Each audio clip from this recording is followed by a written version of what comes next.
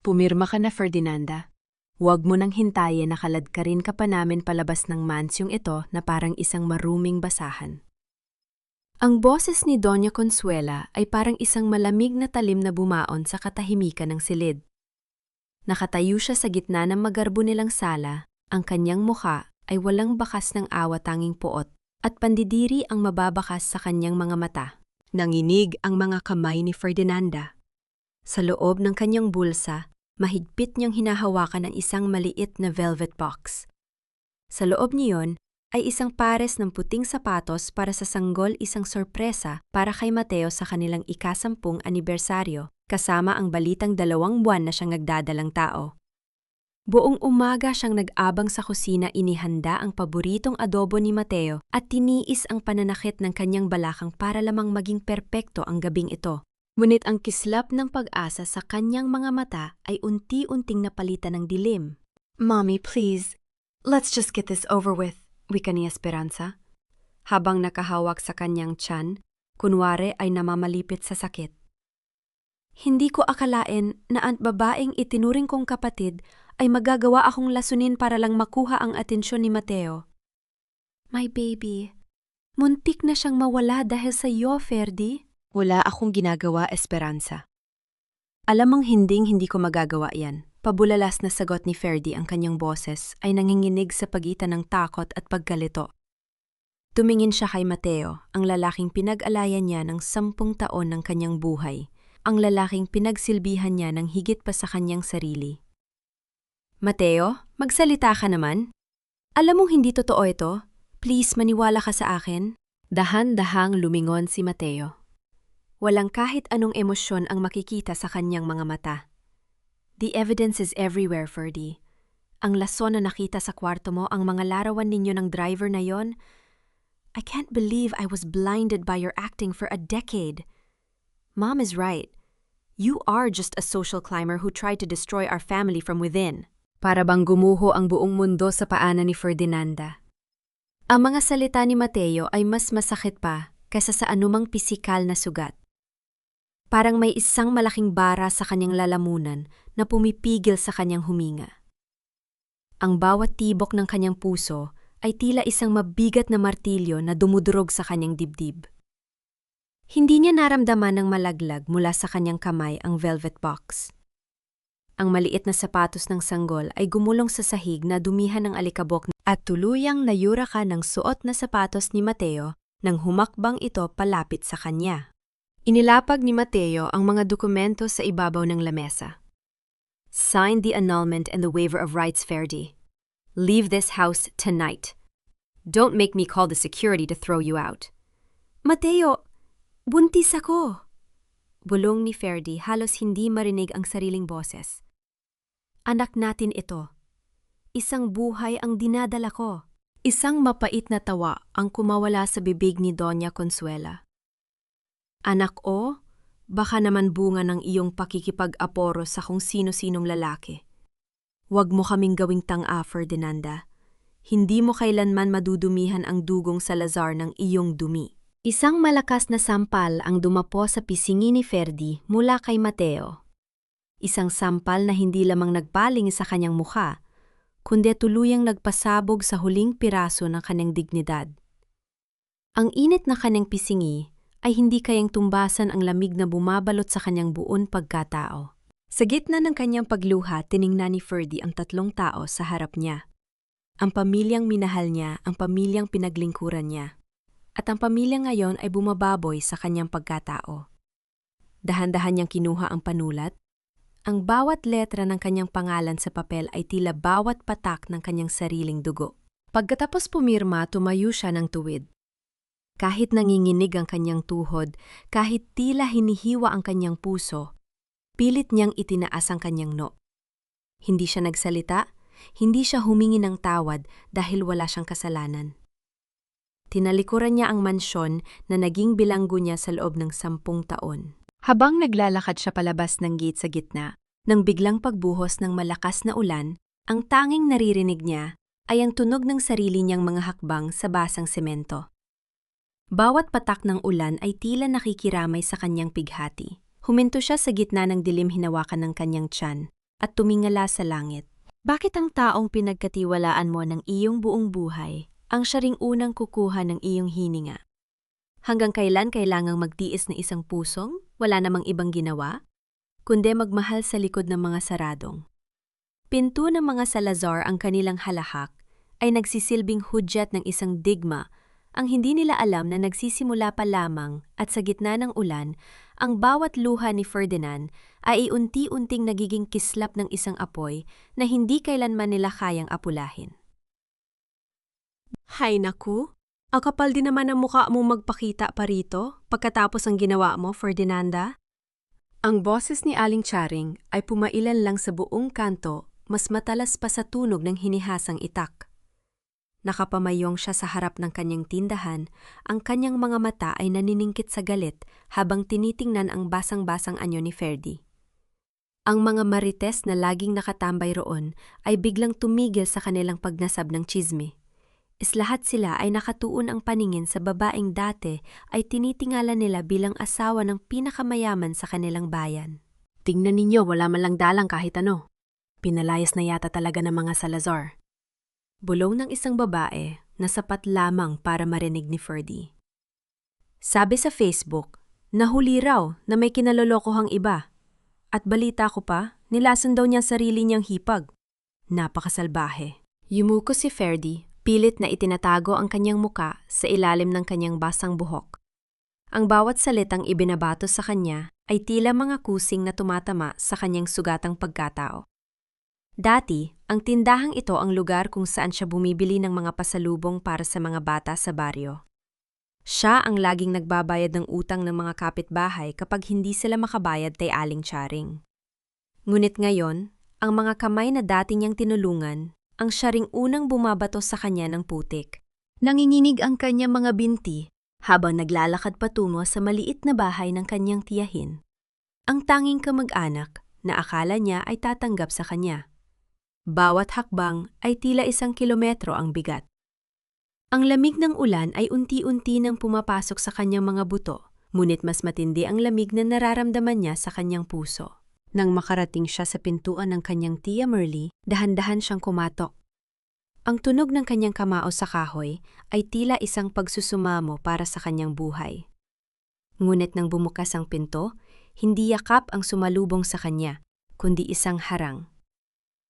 Tia Merly, please, kahit niyang gabi lang po. Pakiusap ni Ferdy, ang kanyang boses ay paos at halos mawala na.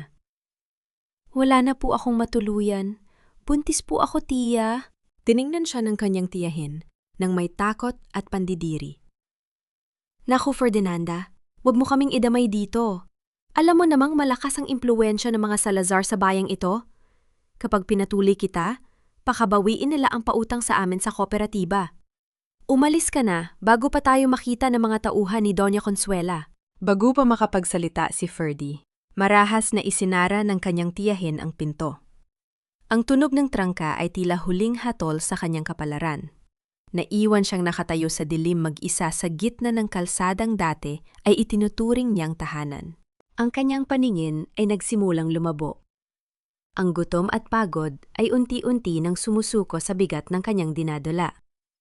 Naglakad siya patungo sa simbahan, ang tanging lugar na sa tingin niya ay hindi magsasara ng pinto para sa isang makasalanan o sa isang taong pinagkaitan ng katarungan. Narating niya ang paanan ng hagdan ng simbahan.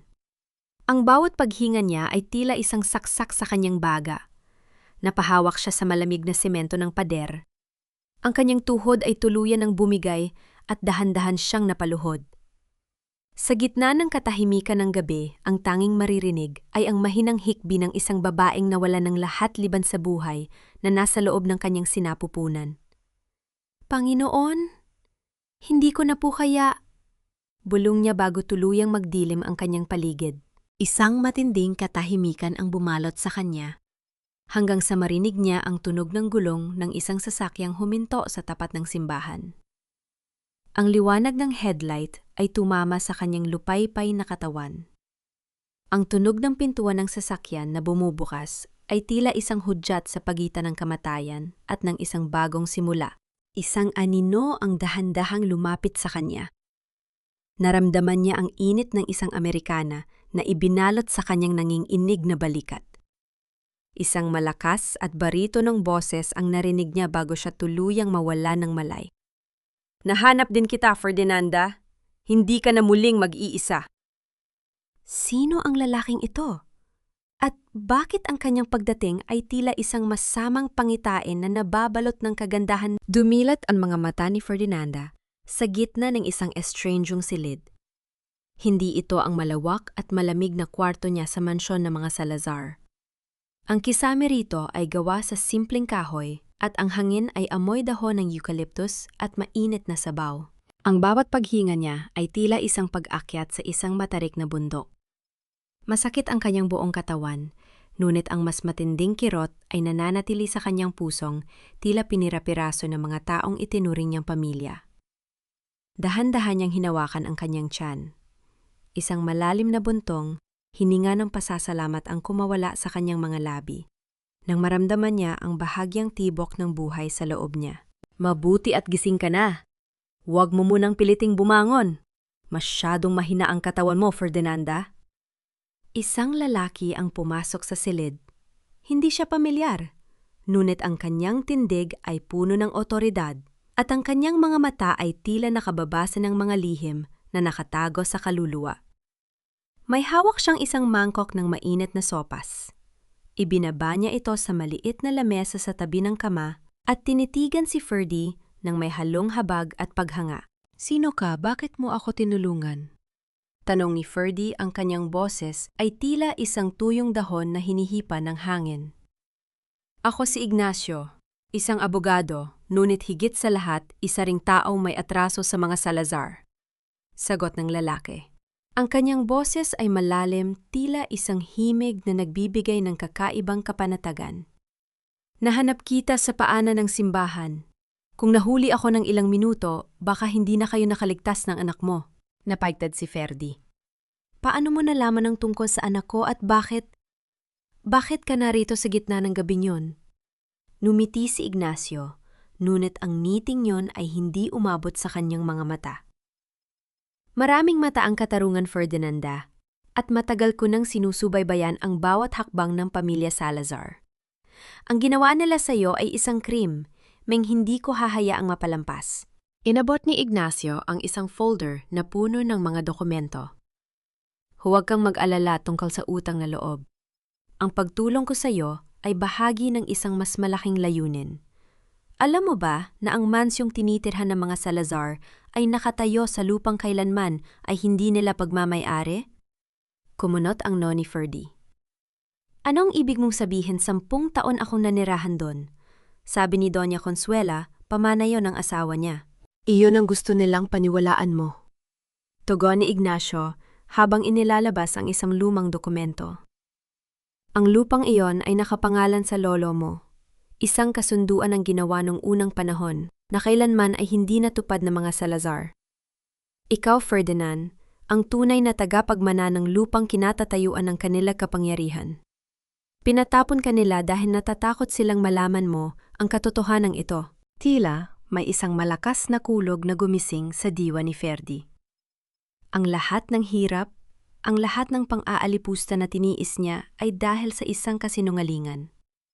Ang pamilyang nang api sa kanya ay mga magnanakaw sa sarili niyang bakuran. "Tutulungan kita, Ferdy. Pabawiin natin ang lahat ng kinuha nila sa'yo," wika ni Ignacio. Inabot niya ang kamay ni Ferdy upang alalayan itong uminom ng tubig.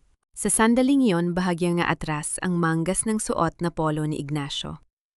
Isang marka sa kanyang braso ang tumambad sa paningin ni Ferdy, isang tattoo, o tila isang peklat, na ang hugis ay isang tila korona at espada. Nanigas ang buong katawan ni Ferdy. Ang markang yon ay eksaktong katulad ng simbolo sa lumang singsing na laging suot ni Doña Consuela, ang singsing na sinasabing tanging mga tunay na Salazar lamang ang meron. "Ignacio." Bulong ni Ferdy, ang kanyang mga mata ay nakapako sa marka. "Sino ka ba talaga?" Isang misteryosong ngiti lamang ang isinagot ng lalaki bago dahan-dahang ibinaba ang kanyang manggas. "Sa ngayon, ako ang iyong kakampi. Iyon lang ang kailangan mo malaman.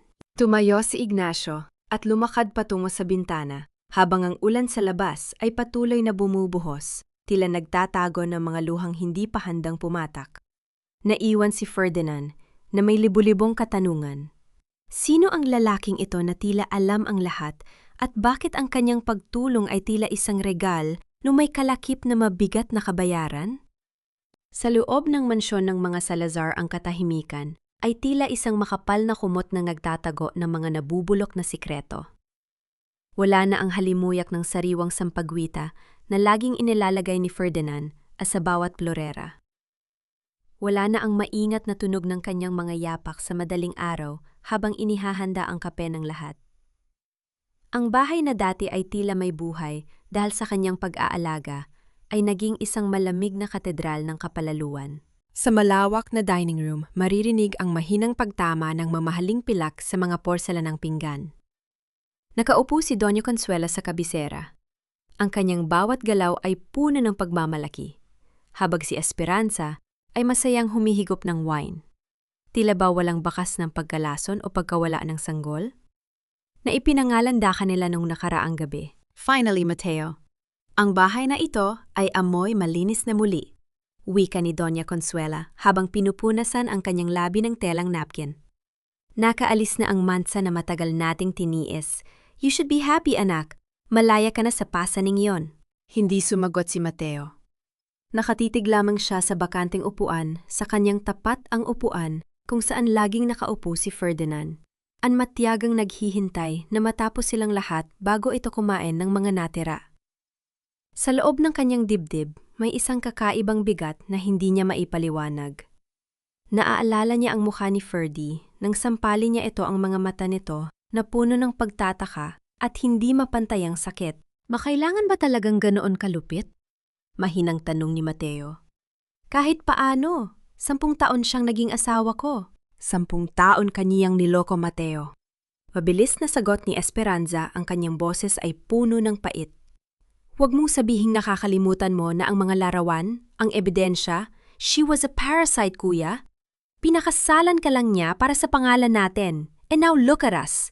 We are finally moving forward. In fact, Sophia is coming over later. Her family is interested in a merger with our real estate division. Ang pagbanggit sa pangalan ni Sofia, isang mayamang heiress na matagal nang gusto ni Doña Consuela, para sa kanyang anak ay tila isang malamig na tubig na ibinuhos kay Mateo. Alam niyang ito ang kapalit ng kanyang kalayaan. Isang negosyo, isang alyansa, isang buhay na walang puwang para sa emosyon. Sofia is the kind of woman that belongs in this family. Dagdag ni Doña Consuela, ang kanyang mga mata ay nagniningning sa sakim. Hindi tulad ng babaeng yon na galing sa kung saang putikan. Mateo, tighten your grip. Ang kumpanya natin ang nakataya rito. Tumayo si Mateo at lumakad patungo sa kanyang library. Hindi na tinapos ang kanyang pagkain. Ang bawat sulok ng silid na iyon ay nagpapaalala sa kanya kay Ferdy. Doon siya laging dinadalhan ng asawa ng gatas sa gabi kapag puyat siya sa trabaho. Nararamdaman pa rin niya ang haplos ng kamay ni Ferdy sa kanyang balikat, isang haplos na dati ay nagbibigay ng lakas, ngunit na yon ay nagbibigay ng kilabot.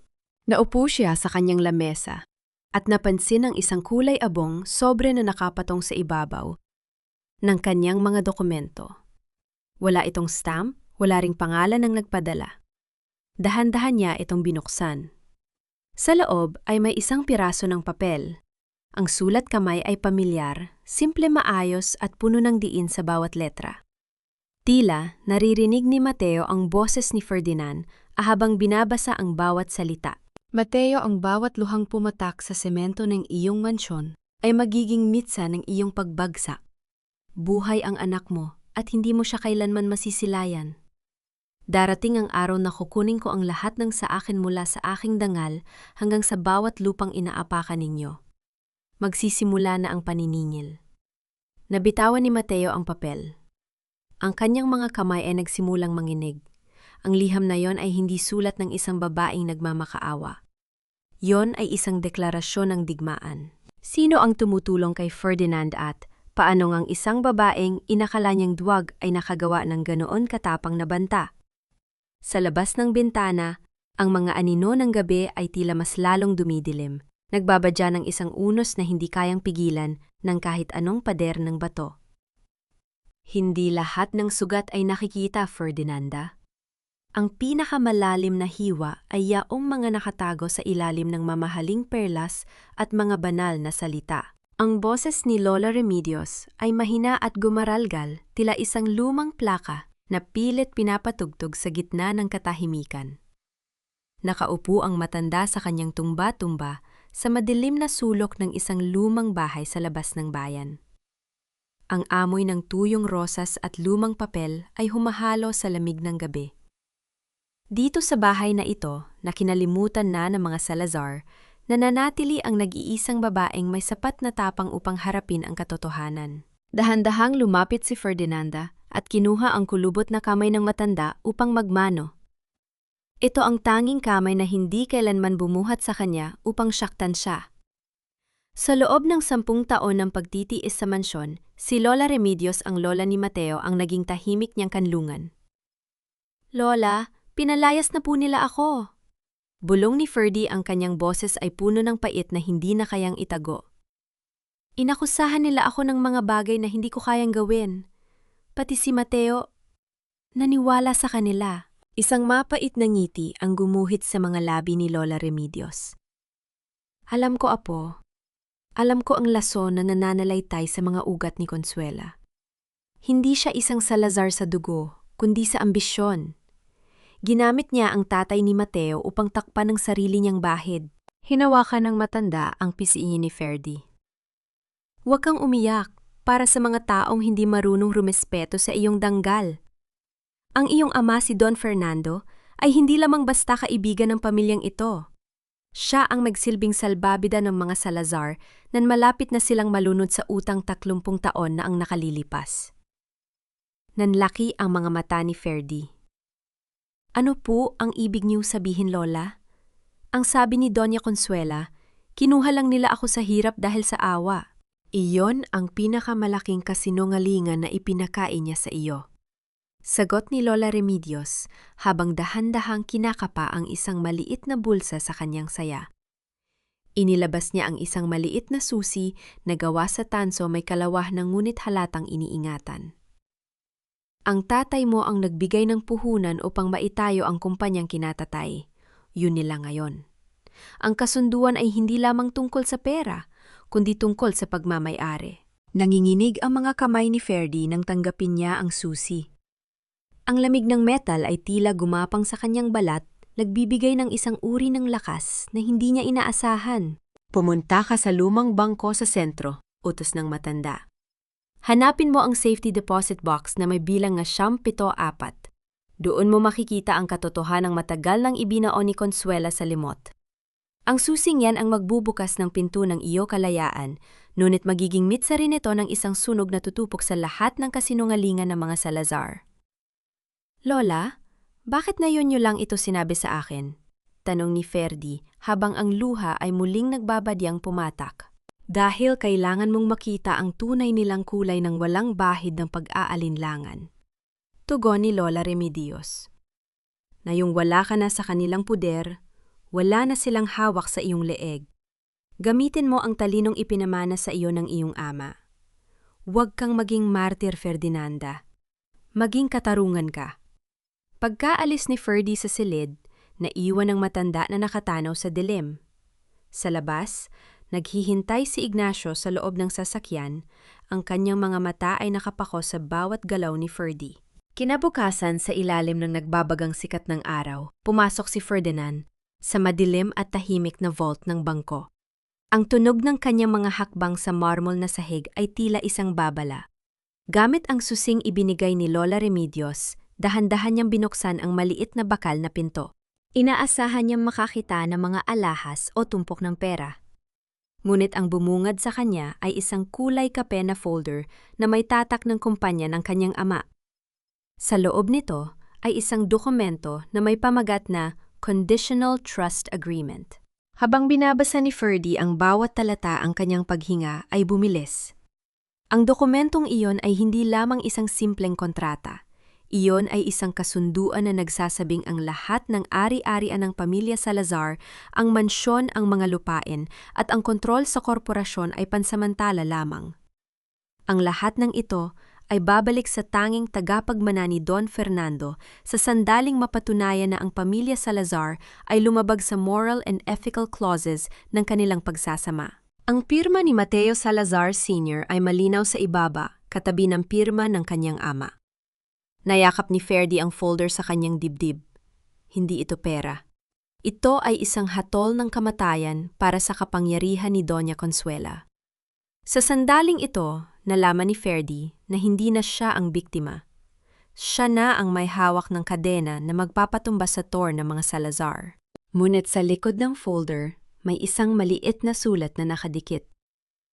Isang sulat na hindi galing sa kanyang ama, kundi sa isang taong hindi niya inaasahan. Sigurado ka na ba sa landas na ito, Ferdinand? Kapag binuksan mo ang kahong ito, wala nang balikan. Ang sulat kamay ay kaparehong-kapareho ng sulat kamay ni Ignacio. You don't belong in a place to lad nito anymore, Ferdinanda. Amoy palengke ka na at mukhang basahan. Ang boses ni Esperanza ay matinis at puno ng pangumot, habang nakatayo siya sa gitna ng isang mamahaling butik sa mall. Hawak niya ang ilang paper bags ng mga sikat na brand, habang si Ferdinanda naman ay nakasuot lamang ng simpleng duster at chinel. As hawak ang isang maliit na plastic bag ng mga bitamina para sa kanyang dinadalang sanggol. Dahan-dahang humarap si Ferdy. 3 buwan na ang lumipas mula nang palayasin siya sa mansyon. Ang kanyang katawan ay bumigat. Ang kanyang mga paa ay namamanas dahil sa maghapong pagtatrabaho bilang bookkeeper sa isang malaking palengke sa kabilang bayan. Ngunit sa likod ng pagod, naanyo ang kanyang mga mata ay hindi nakakikitaan ng takot. Wala na ang Ferdinand na yumuyuko sa bawat hagupit ng salita ng mga Salazar. Ang amoy ng palengke ay madaling hugasan Esperanza. Malamig na sagot ni Ferdy. Ang kanyang boses ay kalmado. Bawat salita ay may diin na, tila ba binibilang niya ang bawat sentiming nawawala sa kumpanya ng mga Salazar. Pero ang amoy ng kabulukan ng budhi, kahit anong mamahaling pabango ang itapon mo sa katawan mo, hinding-hindi mo maikukubli. Namula ang mukha ni Esperanza sa galit. Humakbang siya palapit at dinuro si Ferdy sa harap ng ibang mga mamimili. How dare you? Akala mo ba nakakalimutan ko na ang ginawa mo? Pinatay mo ang anak ko? You are a murderer. And soon, pati ang batang yan sa sinapupunan mo ay kukunin ng karma. Naramdaman ni Ferdy ang mabilis na tibok ng kanyang puso. Ang pagbanggit sa kanyang anak ay tila isang apoy na nagliyab sa kanyang dibdib. Ngunit sa halip na sumigaw o umiyak, lumapit siya ng husto kay Esperanza. Amoy na amoy niya ang mamahaling scent ng babae, isang amoy na dati ay kinatatakutan niya. Ngunit na yon ay nagpapaalala na lamang sa kanya ng lahat ng kasinungalingan sa loob ng mansyon. Karma, bulong ni Ferdy, sapat lamang para marinig ni Esperanza. Kung pag-uusapan natin ang karma, baka dapat kang mag-ingat sa bawat hakbang mo. Alam mo ba na 3 malalaking supplier na ang kumala sa Salazar Group na yung linggo? Alam mo ba na ang mga kontratang inaasahan ni Mateo para sa kanyang expansion ay napunta sa isang hindi kilalang korporasyon? Napaatras si Esperanza, ang kanyang mukha ay nabalot ng pagtataka at kaba. What are you talking about? Paano mo nalaman yan? Ngumiti si Ferdy, isang ngiting puno ng pait at tagumpay. Sa loob ng nakaraang mga buwan, hindi lamang siya nagtrabaho sa palengke. Gamit ang kanyang talino sa accounting at ang mga lihim na dokumentong nakuha niya mula sa safety deposit box, unti-unti niyang binubutas ang supply chain ng mga Salazar. Alam niya kung saan sila kumukuha ng materyales at alam niya kung paano hihikayatin ang mga supplier na lumipat sa mas magandang deal na siya mismo ang nagmamanipula sa dilim. Sabihin mo kay Doña Consuela, ang mga pader na itinayo niya ay nagsisimula na ring magkaroon ng lamat. Dagdag ni Ferdy. Tinalikuran na niya si Esperanza, ngunit huminto siya sandali at lumingon muli. At Esperanza, bago ka magmalaki tungkol sa pagkawala ng anak mo, siguraduhin mo munang walang nakakita sa record ng klinik na pinuntahan mo nung nakaraang taon. Ang operasyon na sinasabi mong dahil sa lason ko Ayon sa records ay isang matagal ng planadong procedure dahil wala ka naman talagang dinadalang bata. Tila nabuhusan ng malamig na tubig si Esperanza. Ang kanyang muka ay naging kasing puti ng papel. Ang kanyang mga kamay ay nagsimulang manginig at ang mga paper bags na hawak niya ay nalaglag sa sahig, naglik-an ng tunog na tila ba sumasalamin sa kanyang pagkatao? Maganda sa labas, ngunit walang laman sa loob. Anong sabi mo? Gumaralgal ang boses ni Esperanza. Alam ko ang katotohanan, Esperanza. Alam ko na ginamit mo lang ang pagkakataong yon para palayasin ako at pagtakpan ang sarili mong sikreto. Wika ni Ferdy habang naglalakad palayo. Ihanda mo ang sarili mo. Dahil kapag nalaman ni Mateo na ang luhang ibinuhos niya para sa anak ninyong hindi naman nag-exist, ay isang malaking palabas, ikaw mismo ang sisipa sa sarili mo, palabas ng mansyong yan. Naiwang nakatayo si Esperanza sa gitna ng butik, hindi makagalaw, habang ang mga tao ay nagsisimulang magbulungan sa paligid. Ang kanyang hininga ay naging mabilis at mabigat. Samantala, lumabas si Ferdinand, anang Mall, nang may matuwid na likod. Ngunit sa kabila ng kanyang tapang naramdaman niya ang isang matinding kaba nang makita niya si Ignacio na naghihintay sa labas, nakasandal sa kanyang sasakyan at nakatingin sa kanya nang may kakaibang ngiti. Sapat na ba ang mga lamat na ginagawa ko para tuluyang gumuho ang kanilang tour? O baka naman ang taong kasama ko sa bawat hakbang, ang siyang mas malaking banta na hindi ko pa nakikita? Minsan, ang pinakamalakas na kalaban ay hindi ang taong sumasampal sa iyong muka, kundi ang taong nagpupunas ng iyong mga luha habang dahan-dahang hinihigpitan ang pagkakahawak sa iyong leeg. Ang mga salitang iyon ay paulit-ulit na umaalingaw-ngaw sa isipan ni Ferdinand, habang nakatitig siya sa labas ng bintana ng sasakyan ni Ignacio. Madilim ang gabi at ang tanging nagbibigay ng liwanag ay ang mga streetlight na mabilis nilang nadadaanan. Nararamdaman niya ang matinding pagod sa kanyang likod at ang bigat mang kaning sinapupunan ay tila nagpapaalala na hindi na lang sarili niya ang kanyang ipinaglalaban. "You're too quiet, Ferdy." Basag ni Ignacio sa katahimikan. Ang kanyang boses ay malambot, may tono ng pag-aalala na tila ba tunay na nagmumula sa puso. "I saw what happened earlier. You were brave pero hindi mo dapat inilalagay ang sarili mo sa panganib. What if Esperanza did something physical, isipin mo ang baby?" Dahan-dahang lumingon si Ferdy sa lalaki. Ang profile ni Ignacio sa dilim ay tila isang lilok ng sining perpekto matikas at puno ng misteryo. "Kailangan kong gawin yon, Ignacio. I need them to know na hindi na ako ang babaeng tinalikuran nila sa ulan. I need them to feel the fear." "And you did it perfectly," sagot ni Ignacio sabay hinto ng sasakyan sa tapat ng tinutuluyan nilang bahay. "Pero tandaan mo, Ferdy, ang paghihiganti ay isang laro ng pasensya. Huwag kang padalos-dalos. Nandito ako para protektahan ka." Bumaba sila ng sasakyan at inalalaya ni Ignacio si Ferdy hanggang sa loob. Bawat hawak ng lalaki sa kanyang siko, bawat maingat na pag-alalay sa kanyang likod ay tila nagbibigay kay Ferdy ng kakaibang pakiramdam. Ito ang pag-aalaga na matagal niyang hinanap kay Mateo pero kailanman ay hindi niya nakuha ng buo. Ngunit kasabay ng kapanatagang yon ay ang isang tinik ng pagdududa.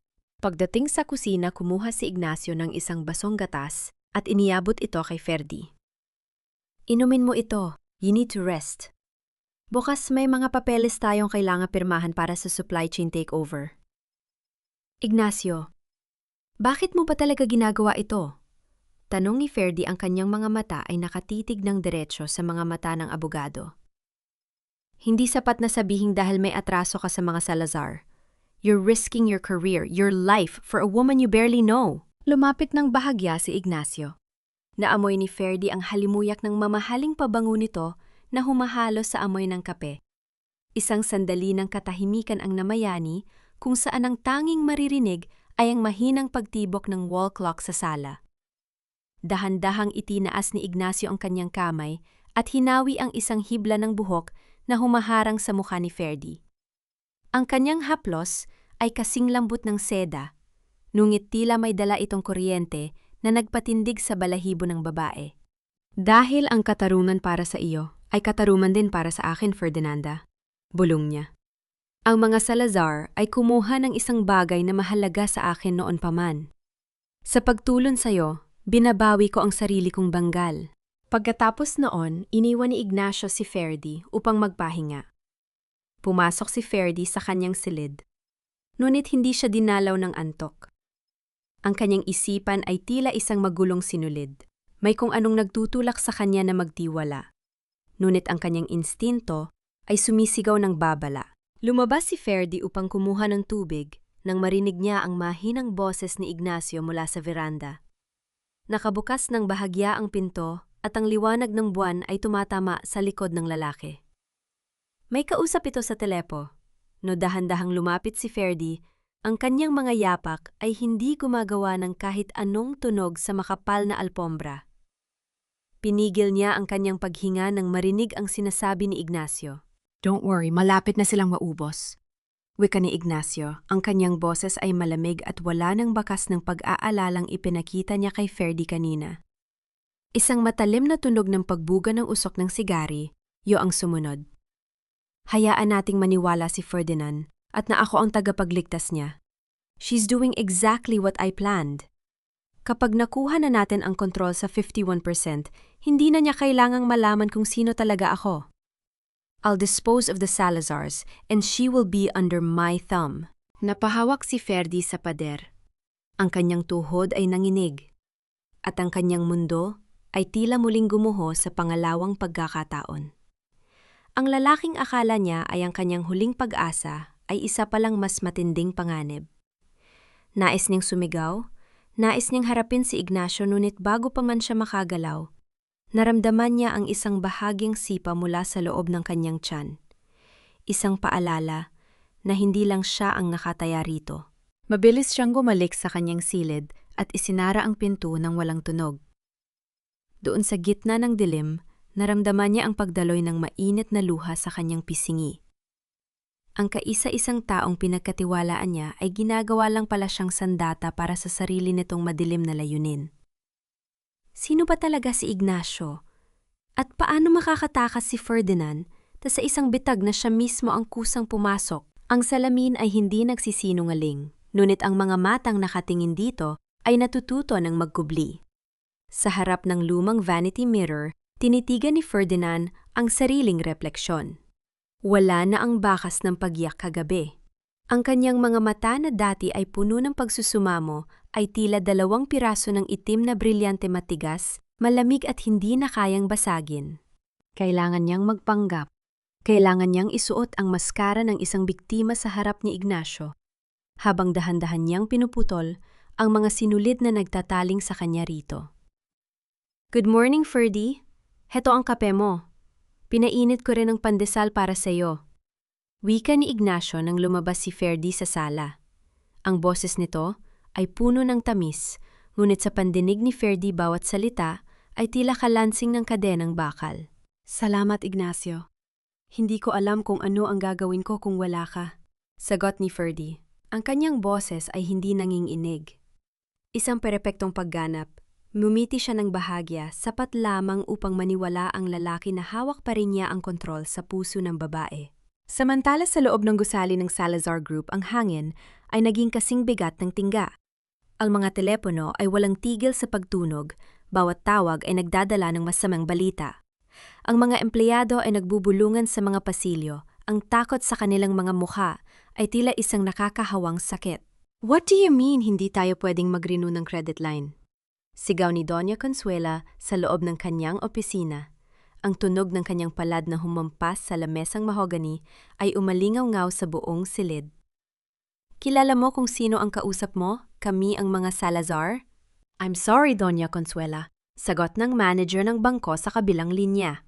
Ngunit ang inyong debt-to-equity ratio ay lagpas na sa limit. At balita namin, ang inyong main supplier sa Cebu ay kumalas na rin. We cannot risk the bank's assets. Padabog na ibinaba ng matanda ang telepono. Ang kanyang muka ay namumula, ang kanyang hininga ay kapos. Sa labas ng opisina, nakasandal si Mateo sa pader, hawak ang isang report na nagpapakita ng mabilis na pagbaba ng halaga ng kanilang stocks. Kailangan nating gawin ang lahat para makuha ang pirma ni Ferdy. Mahinang sabi ni Mateo nang pumasok siya. Ang trust fund na iniwan ni Dad, yun na lang ang tanging paraan para mabayaran ang mga utang na ito.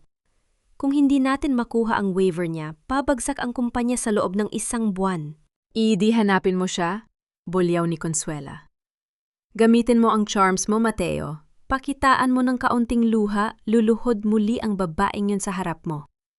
Ganoon siya kadesperada sa pagmamahal mo, di ba? Lumabas si Mateo ng gusali nang may mabigat na hakbang. Sa tulong ng isang pribadong investigador, natuntun niya ang kinaroroonan ni Ferdy. Hindi niya inaasahan na makikita niya ang asawa sa isang disenteng subdivision. Mukhang maayos at masigla. Natagpuan niya si Ferdy sa isang maliit na park malapit sa bahay ni Ignacio. Nakaupo ito sa bench, marahang hinahaplos ang kanyang malaki ng tiyan habang nakatingin sa mga batang naglalaro. Ang sikat ng hapon ay tumatama sa kanyang mukha, nagbibigay dito ng isang uri ng kapayapaan na kailanman ay hindi niya nakita nung nasa mansyon pa ito. "Ferdy?" tawag ni Mateo. Ang kanyang boses ay paos-puno ng peking pagsisisi na binalot ng tunay na desperation. Dahan-dahang lumingon si Ferdy. Walang gulat sa kanyang mga mata. Tila ba matagal na niyang inaasahan ang sandaling ito? "Mateo, anong ginagawa mo rito?" "I've been looking for you," wika ni Mateo habang lumalapit. "Ferdy, let's talk. Alam kong marami akong pagkakamali, pero ang pamilya natin, ang anak natin, hindi ba pwedeng ayusin natin ito?" Isang mapait na tawa ang kumawala sa mga labi ni Ferdy. Ang tunog niyon ay tila isang babala sa gitna ng katahimikan. "Pamilya Mateo, tinawag mo akong dumi sa harap ng maraming tao. Sinampal mo ako habang dala ko ang anak mo. At ngayon, dahil lang sa bumabagsak ang kumpanya ninyo, bigla kang naging mapagmahal na asawa?" "Ferdy, please. The company needs you. You have to sign the papers. For the sake of our child's future." Tumayo si Ferdy. Kahit mabigat ang kanyang katawan, mas matayog ang kanyang tindig kaysa kay Mateo. Lumapit siya ng husto sapat na para maramdaman ni Mateo ang lamig ng kanyang aura. "Gusto mo ng pirma ko?" bulong ni Ferdy. Ang bawat salita ay tila isang nas ng katarungan. "Pumunta ka sa court hearing sa susunod na linggo. Doon ko ibibigay ang lahat ng nararapat para sa inyo. Pero huwag mo asahan na pirma ang makukuha mo, Mateo. Dahil ang pirma ko ay hindi para iligtas ang Salazar Group, kundi para ilibing ito." Napaatras si Mateo, ang kanyang mukha ay nabalot ng pangamba. Ngunit bago pa siya makasagot, isang kamay ang pumatong sa balikat ni Ferdy. "Is there a problem here, sweetheart?" Ito si Ignacio. Nakatayo siya sa likuran. Ni Ferdy, ang kanyang mga mata ay nakatitig kay Mateo nang may nakatatakot na talas. Ang tawag niyang sweetheart ay tila isang deklarasyon ng pagmamay-ari na nagpasinghap kay Mateo. Nagkatinginan ang dalawang lalaki, ang asawang nagtaksil at ang tagapagligtas na may lihim na diyahe.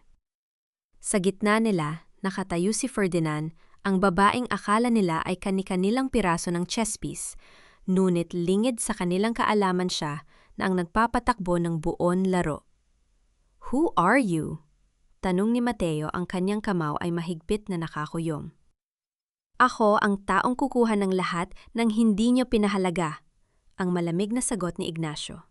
Ngunit sa ilalim ng kanyang tapang naramdaman ni Ferdy ang paghigpit ng hawak ni Ignacio sa kanyang balikat. Isang hawak na hindi na proteksyon kun, ti isang babala. "Huwag kang lalayo sa akin, Ferdinand. Sino ang mas malaking banta, ang asawang gustong bawiin ang kanyang pirma o ang lalaking gustong angkinin ang kanyang buong pagkatao? Huwag mo na siyang isipin, Ferdinanda. He is a ghost of your past. Isang anino na hindi dapat tinadapuan ng iyong paningin." Ang boses ni Ignacio ay tila isang utos na binalot ng malambot na pelus. Pagkaalis ni Mateo sa park, hindi binitiwan ni Ignacio ang balikat ni Ferdy. Ang kanyang pagkakahawak ay naging mas mahigpit, mas posesibo. Hindi na ito ang hawak ng isang kaibigang nagmamalasakit. Ito ay hawak ng isang taong nagbabantay sa kanyang pinakamahalagang ari-arian. Nang makabalik sila sa bahay, ang katahimikan ay naging mas nakabibingi. Bawat tunog ng suot na sapatos ni Ignacio sa sahig na gawa sa nara ay tila isang mabigat na tibok ng kaba sa dibdib ni Ferdy. Alam ni Ferdy ang narinig niya sa veranda kagabi. Alam niyang ang bawat paghaplos ng lalaking ito ay may kalakip na lason. Bakit mo siya tinawag na Ghost, Ignacio? Tanong ni Ferdy habang nakatalikod. Para sa akin, siya ang ama ng anak ko. Para sa'yo, ano ba talaga si Mateo Salazar? Huminto si Ignacio sa gitna ng sala. Dahan-dahan siyang lumingon, at sa unang pagkakataon nakita ni Ferdy ang pagbabago sa kanyang mga mata. Wala na ang mapanlilang na ningning ng pagkakaibigan. Ang natira ay ang malamig at tuyot na disyerto ng paghihigante. He is a thief, Ferdy. Pagnyanakaw ang tanging alam ng mga Salazar. Sagot ni Ignacio. Lumakad siya palapit kay Ferdy, ang kanyang aura ay tila isang aninong unt-unting lumalamon sa liwanag ng silid. Ninanakaw nila ang danggal ng mga tao, ninanakaw nila ang pawis ng mga magsasaka, at ninanakaw nila ang pagkilalang nararapat para sa mga tulad ko. Anong ibig mong sabihin? Ulat ni Ferdy. Pilit na pinatatatag ang kanyang boses kahit ang kanyang mga kamay ay nagsisimula ng manginig sa ilalim ng kanyang mesa. Kumuha si Ignacio ng isang lumang litra to mula sa kanyang pitaka at inilapag ito sa lamesa. Isang litrato ito ng isang magandang babae na may kargang sanggol at sa likod nila ay ang pamilyar na gate ng mansyon ng mga Salazar. Sa tabi ng babae ay nakatayo ang ama ni Mateo, si Mateo Salazar Sr. Ang babaeng iyan ang aking ina? Isang simpleng sekretarya na pinang-akuan ng langit at lupa ngunit itinapon sa kalsada nang malaman ni Doña Consuela ang tungkol sa akin. Bulong ni Ignacio.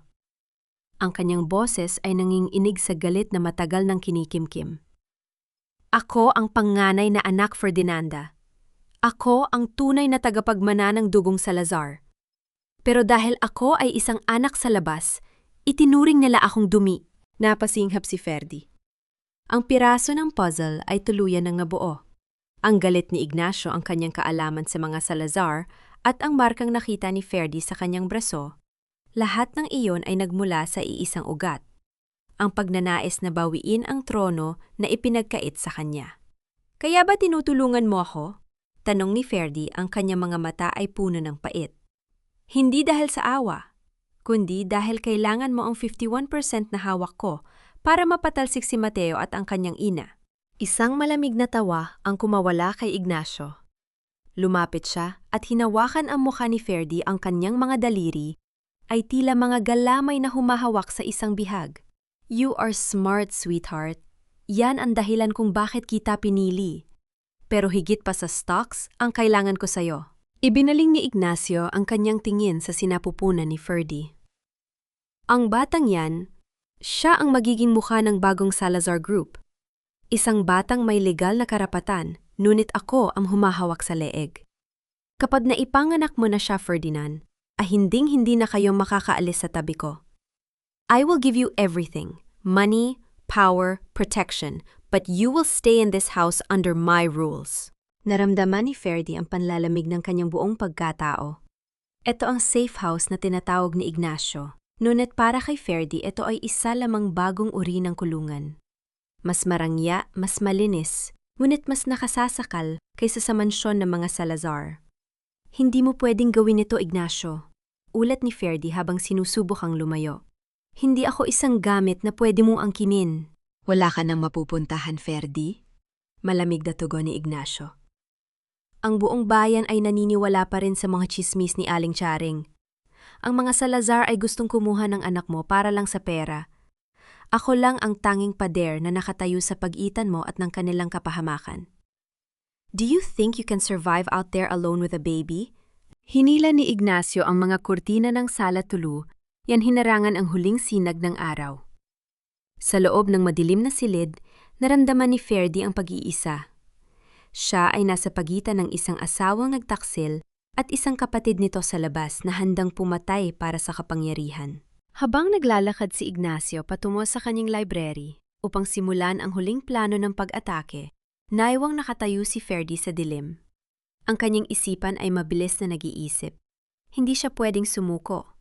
Hindi siya pwedeng maging puppet ng dalawang lalaking ito.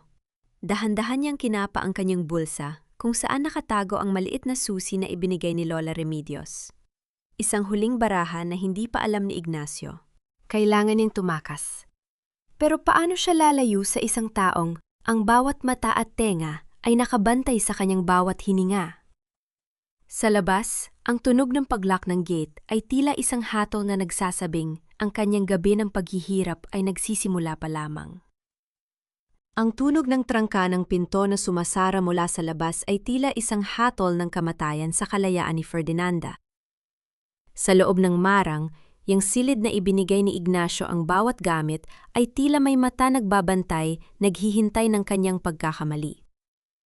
Ang amoy ng eucalyptus na dati ay nagbibigay sa kanya ng ginhawa ay tila naging amoy ng isang ospital kung saan ang bawat pasyente ay bilanggo ng sariling katawan.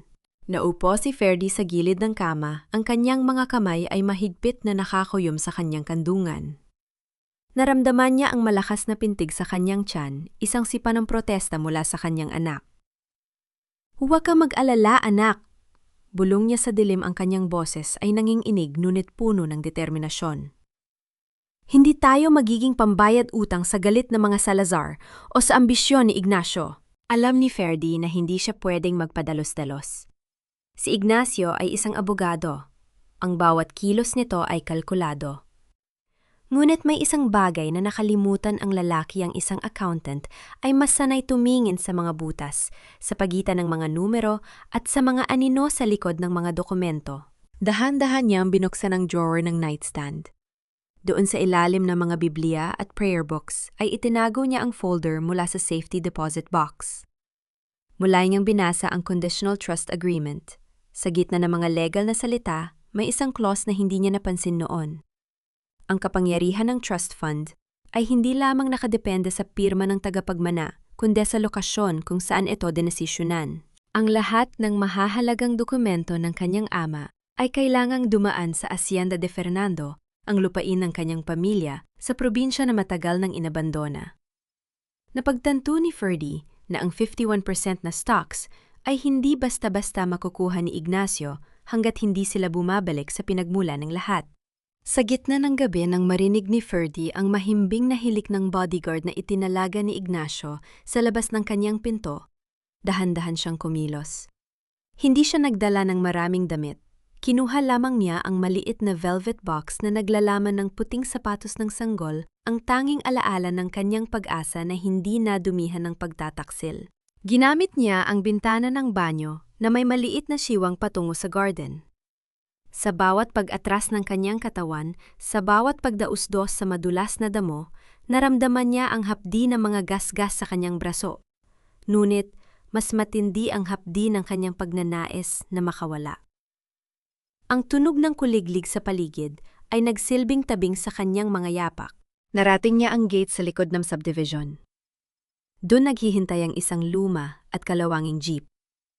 Ang driver ay walang iba, kundi ang matandang katiwala ng kanyang ama na si Mang Carding, ang taong huling pinagkatiwalaan ni Lola Remedios bago ito tuluyang manahimik. "Salamat, Mang Carding," bulong ni Ferdy nang makasakay siya.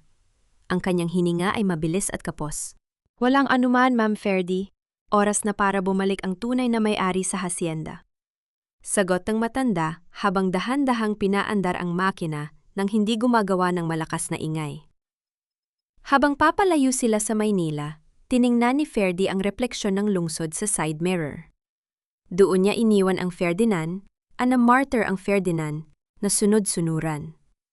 Sa bawat kilometrong nadadaanan nila patungo sa probinsya, tila ba ang kanyang pagkatao ay unti-unting nabubuo muli mula sa mga abo. Narating nila ang Hacienda de Fernando bago magmadaling araw. Ang malawak na lupain ay nababalot ng hamog. Ang mga puno ng mangga ay tila mga higanting nagbabantay sa kanyang pagbabalik. Ngunit ang pinakanakamamangha ay ang pagtitipon ng mga magsasaka sa tapat ng lumang mansyon.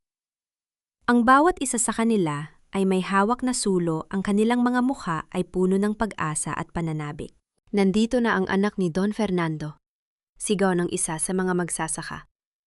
Ang tunog ng kanilang hiyawan ay hindi galit, kundi isang awit ng pagtanggap. Sa sandaling yon, naramdaman ni Ferdy ang isang uri ng lakas na hindi kayang ibigay ng anumang yaman. Ang lupang ito ay hindi lamang ari-arian.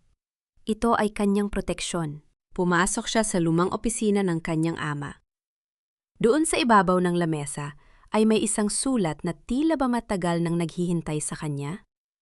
Isagliham mula sa kanyang ama na isinulat bago ito pumanaw.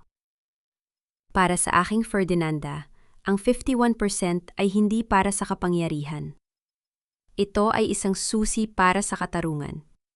Hanapin mo ang unknown beneficiary sa likod ng kontrata. Siya ang magbibigay sa iyo ng huling sandata.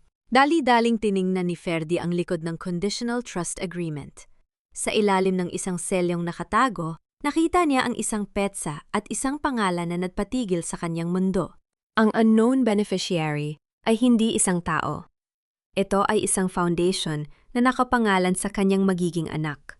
At ang tanging tao na may kapangyarihang mag-activate nito ay ang taong may hawak ng singsing ng katotohanan, isang singsing na ayon sa alamat ng kanilang pamilya ay itinago sa loob ng simbahan kung saan siya nahimatay noon. Ngunit bago pa man makapag-isip si Ferdy ng kanyang susunod na hakbang, ang tunog ng sunod-sunod na sasakyang dumadating sa labas ng hasyenda ay bumasag sa katahimikan.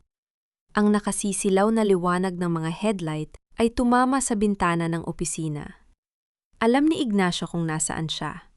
At hindi lang si Ignacio, nakita rin ni Ferdy ang sasakyan ni Mateo sa likuran. Magkakaharap-harap sila sa lupang pinagmula ng lahat. Sino ang tunay na may karapatan sa katarungan?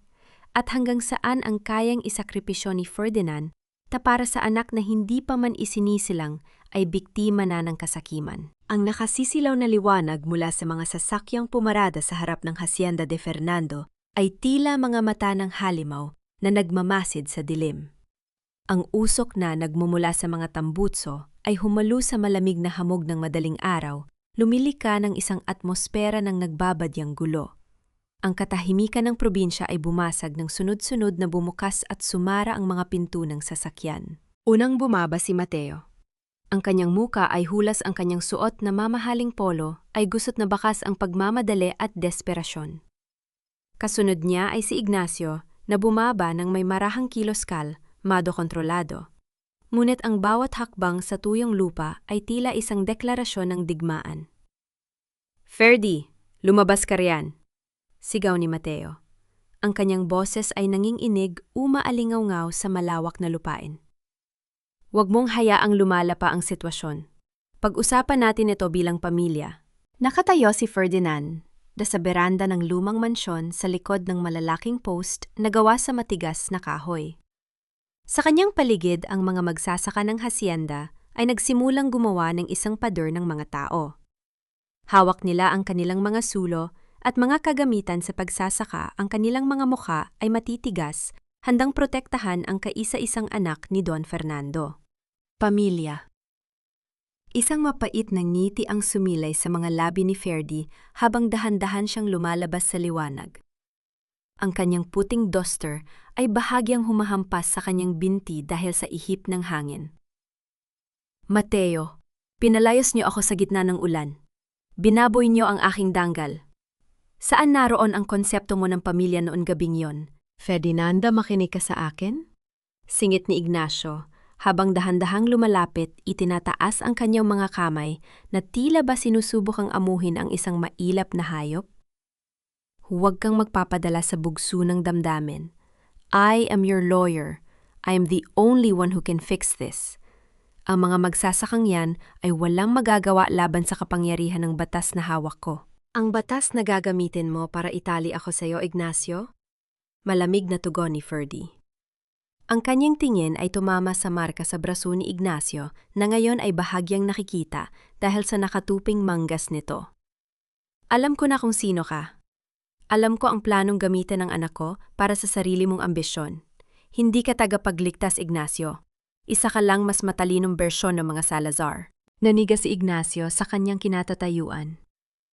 Ang kanyang mapanlinlang mangiti ay dahan-dahang naglaho na palitan ng isang madilim na ekspresyong tila ba ang kanyang maskara ay tuluyan ng nabasag.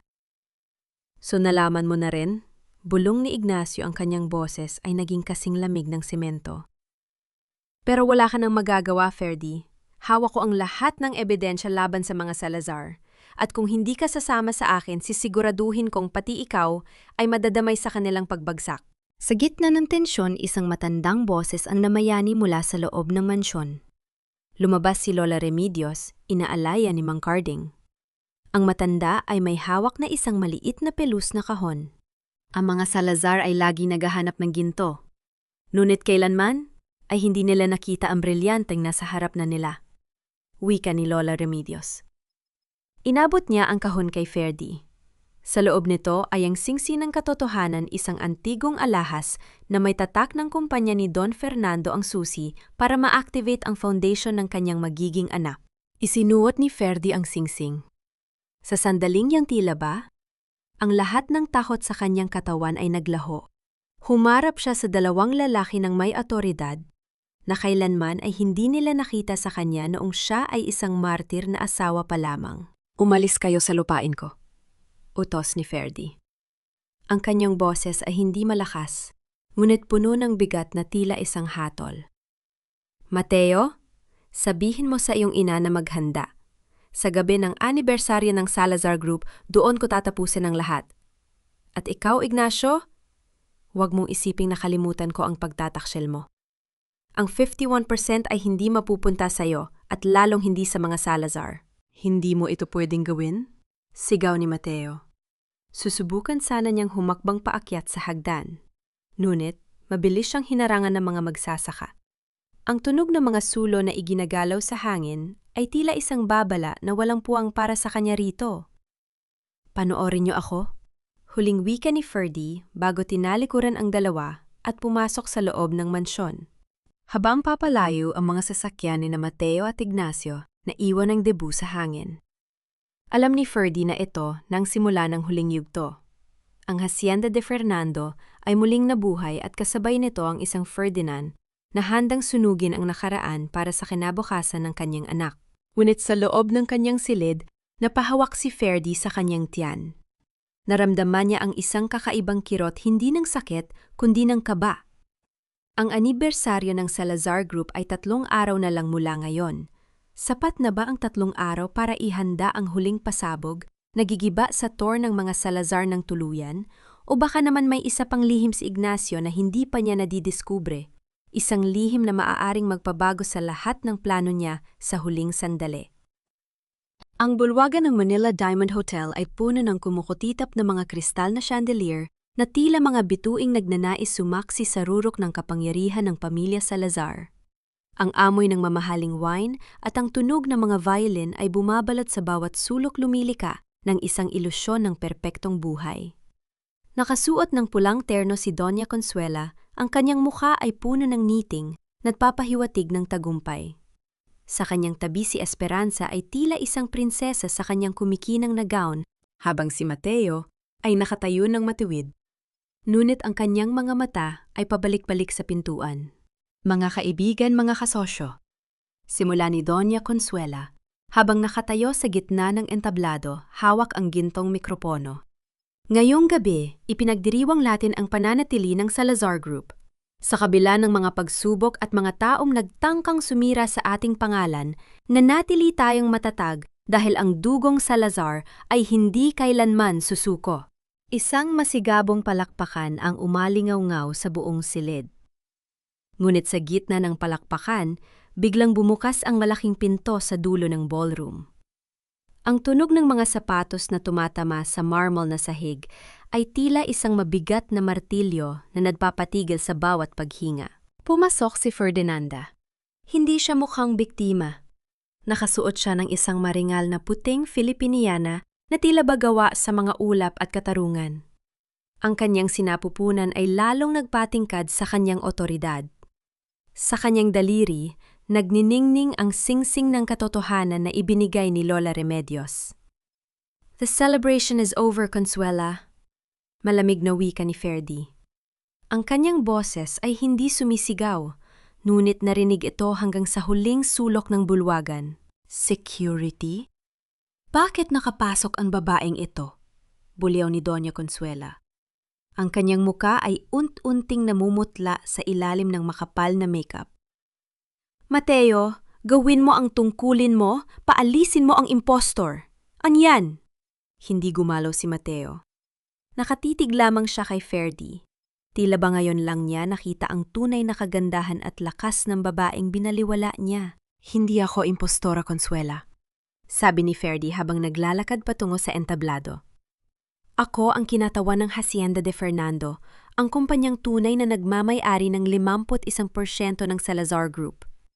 At ngayong gabi, gagamitin ko ang kapangyarihang yon para linisin ang duming itinambak ninyo sa aking pangalan. Mabilis na pinindot ni Ferdy ang isang remote sa kanyang kamay. Ang malaking LED screen sa likod ni Doña Consuela, na dapat ay nagpapakita ng kasaysayan ng pamilya, ay biglang nagbago. Ang lumitaw ay isang malabo, ngunit malinaw na audio-video recording. Maririnig ang boses ni Esperanza. Mommy, sigurado ba kayong walang makakaalam? Ang hirap magkunwaring masakit ang tiyan. At iyong lason itinago ko na sa kwarto ni Ferdy. Sumunod ang boses ni Doña Consuela. Huwag kang mag-alala, anak. Ang mahalaga ay mapalayas ang babaeng yan bago pa niya malaman ang tungkol sa trust fund ng tatay niya. Ang kailangan lang natin ay ang galit ni Mateo. Naging kasing tahimik ng libingan ang buong ballroom. Ang tanging maririnig ay ang mabilis na paghinga ni Esperanza at ang tunog ng baso na nalaglag at nabasag sa sahig mula sa kamay ng isang bisita. Ang mukha ni Doña Consuela ay naging kasing puti ng papel, habang si Esperanza ay tila gustong lamunin ng lupa sa sobrang hiya. Mateo, it's a lie edited yan. Sigaw ni Esperanza, nutan ang kanyang boses ay nanginginig sa takot. Tumingin si Mateo sa kanyang ina at kapatid nang may matinding pandidiri. Kaya ba pilit niyo siyang pinalayas dahil sa pera? Niloko niyo ako? Pinagawa niyo sa akin ang pinakamalaking pagkakamali sa buhay ko? Hindi pa yan ang lahat. Dagdag ni Ferdy, ang kanyang mga mata ay nakapako kay Doña Consuela. Narito rin ang mga dokumento ng inyong pagnanakaw sa mga pondo ng hacienda. At ngayong gabi, ang Board of Directors ay nagpasya na tinatanggal na kayo sa anumang posisyon sa kumpanyang ito. Sa labas ng ballroom, maririnig ang tunog ng mga sirena ng pulis na papalapit. Ang liwanag ng asul at pulang ilaw ay tumatama sa mga binta at tila isang hudyat ng katarungang matagal ng naantala. You will pay for this, Ferdinanda! Sigaw ni Doña Consuela habang nilalapitan siya ng mga otoridad. Ang kanyang dating maringal na terno ay tila naging isang kulungan. Hinding-hindi ka magtatagumpay. Tapos na ang laro niyo, Doña Consuela. Huling wika ni Ferdy bago tinalikuran ng entablado. Ngunit sa gitna ng kaguluhan, habang hinihila si Consuela at Esperanza palabas, may isang anino sa madilim na bahagi ng ballroom ang hindi nagbabago ang reaksyon. Si Ignacio. Nakatayo siya roon, may hawak na baso ng champagne at dahan-dahang itinaas ito patungo kay Ferdy ng may mapanarong ngiti. Lumingon si Ferdy kay Ignacio. Ang tagumpay niya laban sa mga Salazar ay tila pansamantala lamang dahil ang tunay na laro, ang laro ni Ignacio, ay magsisimula pa lamang. Congratulations, sweetheart! Bulong ni Ignacio na, tila ba narinig ni Ferdy sa hangin. Now it's just you and me. Naramdaman ni Ferdy ang isang matinding lamig sa kanyang batok. Ang kanyang tagumpay ay may kasamang bagong panganib. Isang panganib na mas matalino, mas malapit at mas nakakatakot kaysa sa anumang nagawa ni Doña Consuela. Ang katahimikan sa loob ng ballroom pagkaalis sa mga pulis ay hindi nagbibigay ng kapayapaan, kundi isang uri ng bigat na tila ba ang hangin ay naging kasing lapot ng dugo. Ang mga chandelier na kanina ay nagbibigay ng liwanag ay tila naging mga saksi sa isang trahedya yang hindi pa natatapos. Nanatiling nakatayo si Ferdinand, sa entablado, ang kanyang hininga ay malalim at mabagal habang nararamdaman ang bawat pintig ng puso ng kanyang anak sa loob ng kanyang sinapupunan. Napakagandang palabas, Ferdinanda. Tunay kang anak ng iyong ama, wika ni Ignacio, habang dahan-dahang naglalakad patungo sa kanya. Ang tunog ng kanyang mga mamahaling sapatos sa marmol ay tila isang babala. Pero ang pagpapabagsak sa kanila ay ang madaling bahagi lamang. Ang mahirap ay kung paano mo pananatilihin ang iyong hawak sa tronong ito na yung ikaw na ang target ng lahat. Hindi ako narito para sa trono, Ignacio. Malamig na tugon ni Ferdy. Narito ako para sa katarungan. At ngayong wala na sina Consuela, wala na ring dahilan para manatili ka sa tabi ko. Huminto si Ignacio sa paanan ng entablado. Tumingala siya kay Ferdy nang may mga matang puno ng kakaibang kislap, isang timpla ng paghanga at matinding kasakiman. Diyan ka nagkakamali, sweetheart. Sa ilalim ng batas, ang 51% na yan ay nakatali sa isang trust agreement na ako mismo ang nag-ayos habang ikaw ay nagpapagaling sa aking pangangalaga. Nakalimutan mo na ba ang mga dokumentong pinirmahan mo nung gabing mahina pa ang iyong isip? Naramdaman ni Ferdy ang panlalamig ng kanyang mga kamay. Naalala niya ang mga gabing puno siya ng gamot at puyat ang mga gabing tanging si Ignacio lang ang kanyang pinakakatiwalaan. Anong ginawa mo, Ignacio? Inilabas ni Ignacio ang isang asul na folder mula sa loob ng kanyang Amerikana. Isang guardianship and management clause. Dahil sa iyong kondisyon bilang isang nagdadalang tao na dumanas ng matinding trauma ang korte, ay nagbigay sa akin ng pansamantalang karapatan na pamahalaan ang iyong mga ari-arian.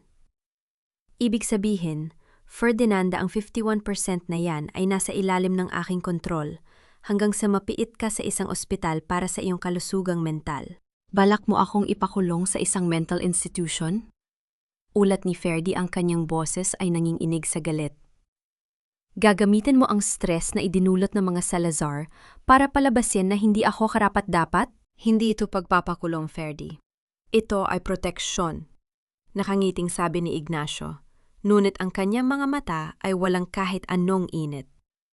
At ang anak mo, siya ang magiging tagapagmana ng lahat sa ilalim ng aking pangalan bilang kanyang legal guardian. Isang maayos na plano, hindi ba? Ang lahat ng yaman ng mga Salazar at ng iyong ama sa iisang kamay lamang. Hindi ako papayag. Sigaw ni Ferdy. Susubukan sana niyang bumaba ng entablado. Ngunit dalawang malalaking lalaki na suot ang itim na suit ang biglang humarang sa kanyang dadaanan. Ang tunog ng kanilang pagharang ay tila isang pader na hindi matitibag. Sa gitna ng tensyon, isang boses ang narinig mula sa gilid ng ballroom. Huwag kang masyadong kampante, Ignacio. Ang bawat kasunduan ay may butas, lalo na kung ang saksi ay ang mismong taong kinalaban mo. Lumabas si Mateo mula sa anino. Ang kanyang mukha ay puno ng galos at ang kanyang mga mata ay namumula. Ngunit may isang uri ng determinasyon na ngayon lang nakita ni Ferdy. May hawak siyang isang recorder at isang tumpok ng mga sulat. Mateo? Bulong ni Ferdy. I may be a coward, Ferdy. I may have failed you as a husband. Wika ni Mateo habang nakatitig ng matalim kay Ignacio. Pero hindi ko hahayaang ang isang impostor na tulad nito ang kumuha ng anak ko. Ignacio, narinig ko ang lahat ng pag-uusap niyo ng nanay ko noong mga nakaraang buwan. Alam ko ang tungkol sa mga peking dokumento na ipinapirma mo kay Ferdy habang siya ay nasa ilalim ng impluwensya ng gamot na ikaw mismo ang nagbigay. Nagbago ang ekspresyon ni Ignacio. Ang kanyang kalmado at kontroladong anyo ay unt-unting napalitan ng isang mapanganib na bagsik. Mateo, huwag kang makialam dito. Wala kang laban sa akin sa korte. May laban ako dahil ako ang magiging saksi laban sa iyo, sagot ni Mateo. Ibibigay ko ang lahat ng ebidensya ng iyong manipulasyon kahit pa ang ibig sabihin nito ay makulong din ako kasama ng nanay ko. At narito rin ang testimonya ni Lola Remedios tungkol sa iyong tunay na pagkatao. Nagkatinginan si Ferdy at Mateo. Sa unang pagkakataon sa loob ng maraming taon, nakita ni Ferdy sa mga mata ni Mateo ang tunay na pagsisisi, isang pagsisisi na huli na para sa kanilang relasyon, ngunit sapat na para sa kanilang kaligtasan. You think you won. Sigaw ni Ignacio, ang kanyang boses ay naging paos at puno ng pot. Walang aalis sa kwartong ito hanggat hindi ko makuha ang gusto ko. Mabilis na gumalaw ang mga bodyguard ni Ignacio patungo kay Ferdy. Naramdaman ni Ferdy ang takot na bumabalot sa kanyang puso. Ngunit, bago pa man siya mahawakan ng mga ito, isang malakas na tunog ng pagbukas ng mga pinto ang umalingaw-ngaw. Ang mga tauhan ni Mang Carding mula sa hacienda kasama ang ilang mga opisyal ng National Bureau of Investigation ay pumasok sa bulwagan. Ignacio de los Santos, you are under arrest for fraud, illegal detention, and medical malpractice, wika ng isang opisyal. Sa gitna ng kaguluhan, habang pilit na nanlalaban si Ignacio, mabilis na lumapit si Mateo kay Ferdy. Susubukan sana nitong hawakan ang kanyang kamay, ngunit dahan-dahang iniatras ni Ferdy ang kanyang sarili. Ang distansya sa pagitan nila ay tila isang bangin na hindi na kayang tawirin ng anumang salita ng kapatawaran. Salamat, Mateo, mahinang sabi ni Ferdy. Pero ang tulong mo ay hindi kabayaran para sa 10 taon ng aking pagdurusa. Tapos na tayo. Naiwang nakatayo si Mateo habang pinapanood ang paghila kay Ignacio palabas ng ballroom. Ang katarungan ay nakamit na, ngunit ang sugat sa puso ni Ferdy ay mananatiling isang paalala ng kanyang laban. Napahawak si Ferdy sa kanyang tiyan. Ang sakit na naramdaman niya kanina ay naging isang matinding kibal. Isang mainit na likido ang naramdaman niyang dumaloy sa kanyang binti. Nanlaki ang kanyang mga mata habang ang kanyang paningin ay nagsimulang magdilim. Mateo, ang baby. Bulong ni Ferdy bago tuluyang bumagsak ang kanyang katawan. Ang huling imahe na nakita niya ay ang nag-aalalang mukha ni Mateo na sumisigaw ng tulong habang ang paligid ay nababalot ng ingay ng mga tao. Ang laban para sa katarungan ay tapos na, ngunit ang laban para sa buhay ng kanyang anak ay magsisimula pa lamang. Makaligtas kaya si Ferdinand at ang kanyang sanggol pagkatapos ng lahat ng unos na kanilang pinagdaanan? O ang tagumpay ba niyang ito ay mauuwi rin sa isang huling pamamaalam? Doc, please, gawin niyo ang lahat, iligtas niyo sila. Ang boses ni Mateo ay basag puno ng pagsisisi na tila ba ang bawat salita ay may kasamang dugo. Ang pasilyo ng ospital ay nababalot ng amoy ng gamot at lamig ng aircon na tila ba hinihiwa ang kanyang balat. Ang puting liwanag mula sa kisame ay nakasisilaw tila ba hinuhusgahan ang bawat pagkakamaling nagawa niya sa loob ng 10 taon. Nakatitig si Mateo sa pintuan ng operating room kung saan isinugod si Ferdinanda. Ang kanyang mga kamay ang parehong mga kamay na sumampal sa kanyang asawa nung gabing yun ay nanginginig na yon habang hawak ang isang maliit na panyo na puno ng dugo ni Ferdy. Ang bawat minutong lumilipas ay tila 1 taon ng pagdurusa. Sa loob ng silid ang mundo ni Ferdinand ay nababalot ng puting hamog. Wala siyang nararamdamang sakit, tanging isang uri ng gaan na tila ba lumulutang siya sa gitna ng dagat. Sa kanyang gunita, bumalik siya sa unang araw na nakilala niya si Mateo, ang mga pangako ng pag-ibig, ang mga pangarap na binuo nila sa ilalim ng puno ng mangga sa hacienda. Ngunit ang mga pangarap na yon ay unti-unting naging itim na abo. Anak, lumaban tayo, bulong ni Ferdy sa kanyang isipan. Nararamdaman niya ang malamig na haplos ng kamatayan, ngunit ang init ng buhay sa loob niya ang tanging nagpapanatili sa kanya sa mundong ito. Samantala sa labas, lumapit si Lola Remedios kay Mateo. Ang matanda ay tila mas lalong tumanda dahil sa bigat ng mga pangyayari. Inalalayan siya ni Mang Carding na ang mga mata ay puno rin ng pag-aalala para sa kaisa-isang anak ng kanyang yumaang amo. Mateo, ang katarungan ay hindi lamang tungkol sa pagpapakulong sa mga nagkasala. Mahinang wika ni Lola Remedios. Ito ay tungkol din sa pag-aayos ng kung anong sinira mo. Ang sugat na idinulot mo kay Ferdinand ay hindi maghihilam ng pera o ng pagbagsak ni Ignacio. Maghihilam lamang ito kung matututunan mong harapin ang sarili mong kadiliman. Lola, napakagago ko. Iyak ni Mateo habang napapaluhod sa malamig na sahig. Ang tunog ng kanyang paghagulgol ay umalingaw-ngaw sa tahimik na pasilyo. Hinayaan kong lasunin ng nanay ko ang isip ko. Hinayaan kong saktan ang kaisa-isang babaeng nagmahal sa akin ng totoo. Patawarin niyo ako, Lola. Patawarin niyo ako. 1 oras. 2 oras. Ang katahimikan ay bumasag nang bumukas ang pinto ng operating room. Lumabas ang doktor, ang kanyang muka ay pagod at walang bakas ng emosyon. Agad na tumayo si Mateo, ang kanyang puso ay tila gustong lumabas sa kanyang dibdib. Dok, kumusta sila? Kumusta ang asawa ko, ang anak ko? Bumuntong hininga ang doktor at tinanggal ang kanyang mask. Nagkaroon ng komplikasyon dahil sa tindi ng stress at trauma na naranasan ng pasyente. We managed to stabilize Ferdinand, pero ang sanggol, masyadong maaga ang kanyang pagkasilang. He is currently in the NICU fighting for his life. Napasandal si Mateo sa pader. Buhay si Ferdy. Ngunit ang kanilang anak ay nasa bingit ng kamatayan. Ang katarungang ipinaglalaban ni Ferdy ay tila may kasamang napakabigat na kabayaran. Pinayagan si Mateo na pumasok sa recovery room pagkalipas ng ilang oras. Nakita niya si Ferdy maputla, maraming tubo na nakakabit sa katawan at ang kanyang hininga ay mahina at regular. Lumapit si Mateo at dahan-dahang kinuha ang kamay ni Ferdy. Ang kamay na ito ay dati ay puno ng init, ngunit ngayon ay kasing lamig ng yelo. Ferdy, nandito na ako. Bulong ni Mateo. Ang kanyang mga luha ay pumatak sa kamay ng asawa. Hinding-hindi na kita iiwan. Patawarin mo ako sa lahat. Handa akong magbayad. Handa akong gawin ang lahat basta't wag mo lang kaming iwan ng anak natin. Dahan-dahang dumilat ang mga mata ni Ferdinanda. Ang kanyang paningin ay malabo, ngunit nakilala niya ang boses ni Mateo. Sa sandaling yon, ang galit na matagal niyang kinimkim ay tila hinaluan ng isang uri ng pagod. Isang pagod na nagmumula sa 10 taon ng pakikipaglaban.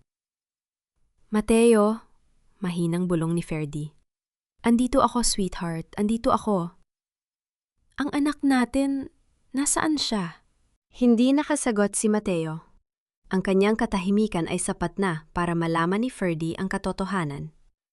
Ang kanyang mga mata ay napuno ng luha at isang mahinang hikbi ang kumawala sa kanyang mga labi.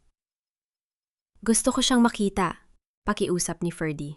Kahit labag sa utos ng doktor, dahan-dahang inalalayan ni Mateo si Ferdy gamit ang isang wheelchair patungo sa NICU.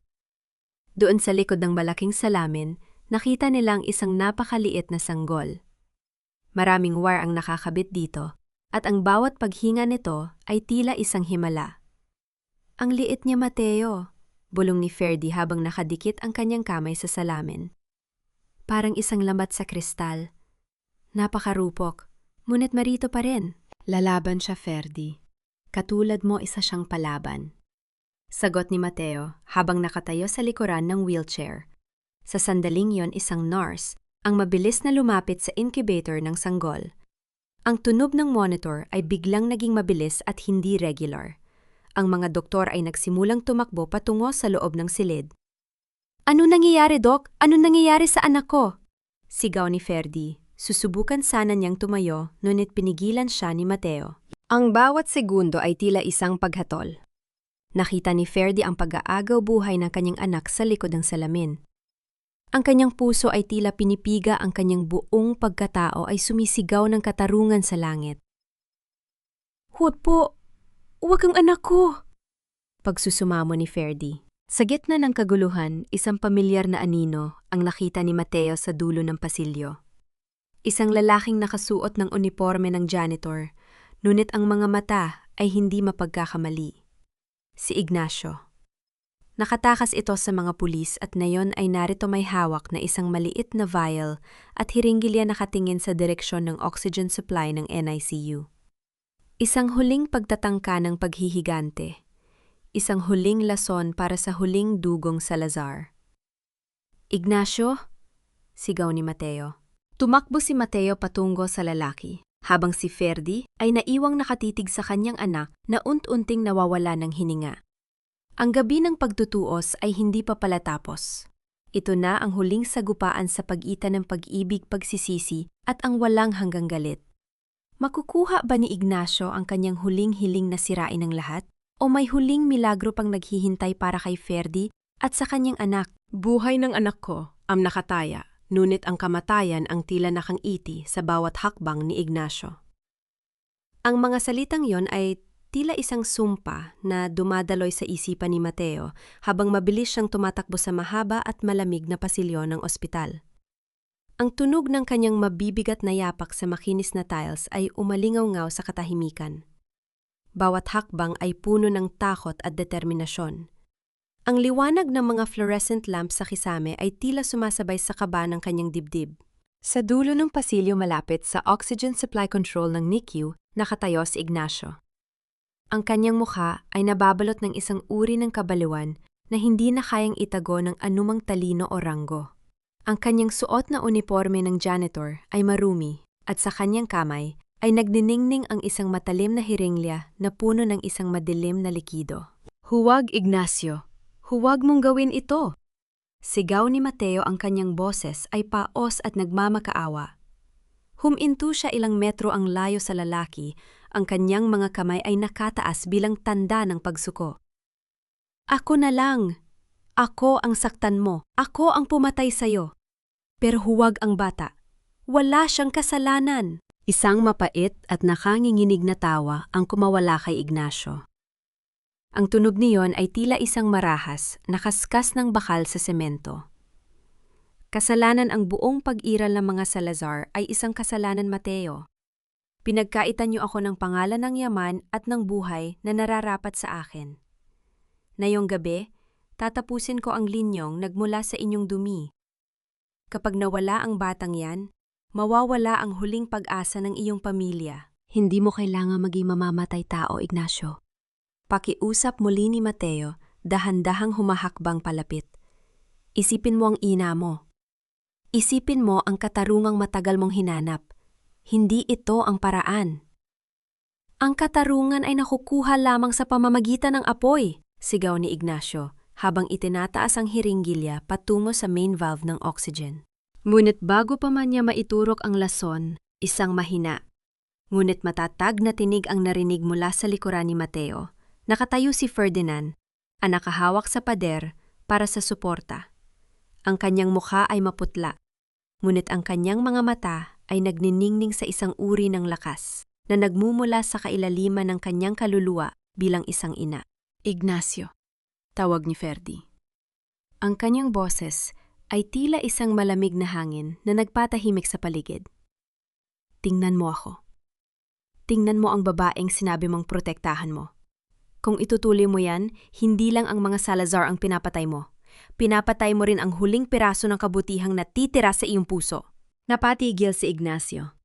Ang kanyang mga mata ay pabalik-balik kay Mateo at kay Ferdinanda. Ang kanyang kamay na humahawak sa hiringgilya ay nagsimulang manginig.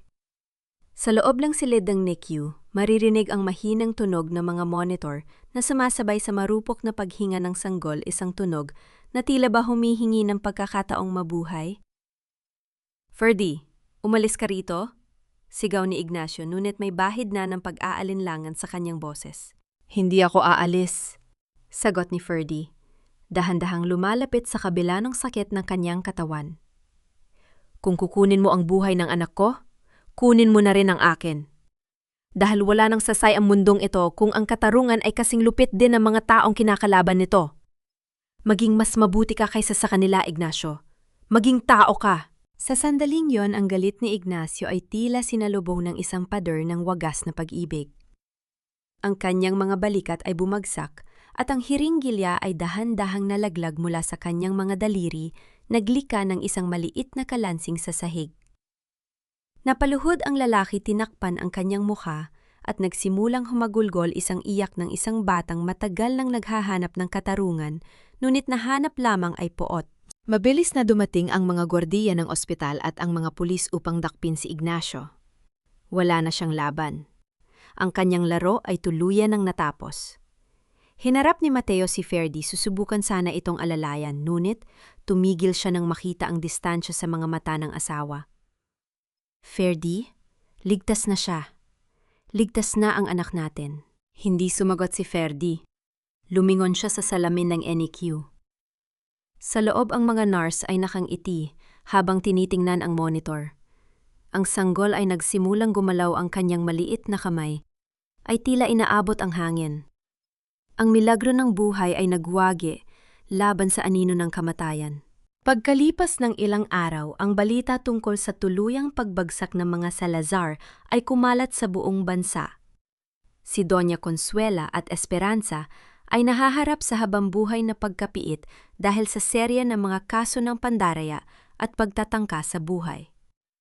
Ang Salazar Group ay dumaan sa isang marahas na restructuring sa ilalim ng pamumuno ni Ferdinand Ana ngayon ay kinikilala bilang bagong mukha ng katatagan at integridad sa negosyo. Nakatayo si Ferdy sa beranda ng Hacienda de Fernando, hawak ang kanyang anak na mahimbing na natutulog sa kanyang mga bisig. Ang hangin ng probinsya ay sariwa amoy, lupa at pag-asa. Ang dating lamat sa kristal ay wala na.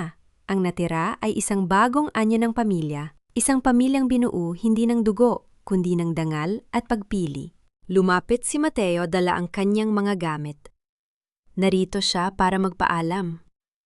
Aalis na ako, Ferdy. Ibinigay ko na ang lahat ng aking share sa trust fund ng anak natin. Magtatrabaho ako sa malayo, susubukan kong ayusin ang sarili ko. Sana balang araw mapatawad mo ako. Tiningnan ni Ferdy si Mateo. Ang galit ay wala na napalitan na lamang ng isang malalim na katahimikan. Ang pagpapatawad ay hindi ibinibigay, Mateo. Ito ay kinikita. Alagaan mo ang iyong sarili. At sa ngayon, hayaan mo kaming magsimula ng anak ko nang wala ka. Tumanggo si Mateo may luhas sa kanyang mga mata at dahan-dahang tinalikuran ang mansyon. Pinanood siya ni Ferdy hanggang sa maging anino na lamang siya sa dulo ng daan. Muli ang hacienda ay naging tahimik. Ngunit ito ay katahimikang puno ng kapayapaan. Tiningnan ni Ferdy ang kanyang sanggol. Ang bawat paghinga nito ay isang paalala na sa bawat pagbagsak may muling pagsilang. Ang kanyang lamat ay nagmula sa sakit, ngunit ang kanyang lakas ay nagmula sa kanyang pag-ibig. Si Ferdinand A. Salazar, hindi si Ferdinand A. Fernando ay handa na para sa bukas. Lumipas ang 3 taon na tila isang banayad na agos ng ilog patungo sa dagat. Ang Hacienda de Fernando ay hindi na lamang isang lupain ng mga puno at pananim. Ito ay naging isang kanlungan ng mga pusong nagnanais magsimulang muli. Sa bawat pag-ihip ng amihan, dala nito ang bango ng mga bulaklak ng kape at ang sariwang amoy ng lupang basa ng ulan mga amoy na nagpapaalala kay Ferdinanda na ang bawat unos ay may katapat na bahaghari. Nakatayo si Ferdy sa malawak na hardin ng mansyon, pinapanood ang kanyang 3 taong gulang na anak na si Fernando Jr. o Nando habang masayang hinahabol ang isang makulay na paru-paro.